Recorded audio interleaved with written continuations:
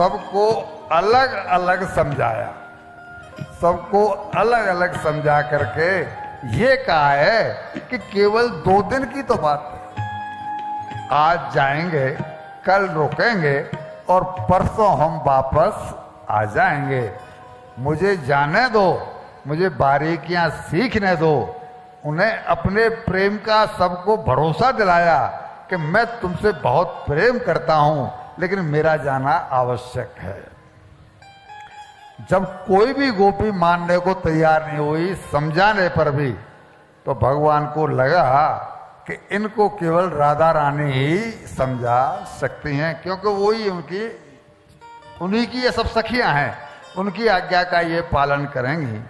और जब वो राधा रानी के महल में पहुंचे तो देखा कि राधा रानी मूर्छित अवस्था में महल में अपने में पड़ी हुई।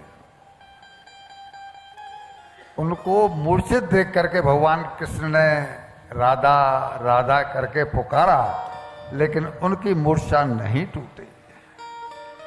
तब कोई उपाय न देख करके उन्होंने अपनी बांसुरी बजाई। एक यही रास्ता प्रेम को, जिससे प्रेम जागृत हुआ, भगवान की बांसुरी की वजह से ही तो गोपियां उनको इतना प्रेम, उनकी इतनी प्रेम दीवानी थी।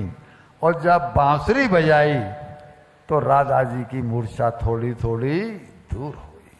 मुरली की तान सुनकर के उनमें जान आई, जिसे सुनकर वे सचेत हो गई। तब उनका हाथ अपने हाथ में लेकर के भगवान बोले, राधे जू, मैं और तुम तो एक हैं। कृष्ण के आलादे ताते नाम आलादिनी। राधा जी को आलादिनी शक्त कहते नहीं कहते हैं। हम तो 2 शरीर हैं, जिस्म के तौर पर हम 2 शरीर हैं, बाकी हम अभिन्न हैं। हमने तो लीला के लिए 2 शरीर धारण किए हैं, हम 2 हैं कहां। मैं जा रहा हूं तो तुमसे मैं अलग कहां हूं। तुम जो इतना वियोग में विह्वल हो रही हो, उसके पीछे कोई मुझे कारण दिखाई नहीं पड़ता, क्योंकि तुम जानती हो कि मेरे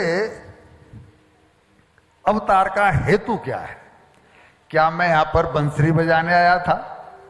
क्या मैं यहां पर माखन खाने आया हूं? क्या मैं यहां पर मिश्री खाने आया हूं? मेरे अवतार का हेतु और पृथ्वी का भार हल्का करना है।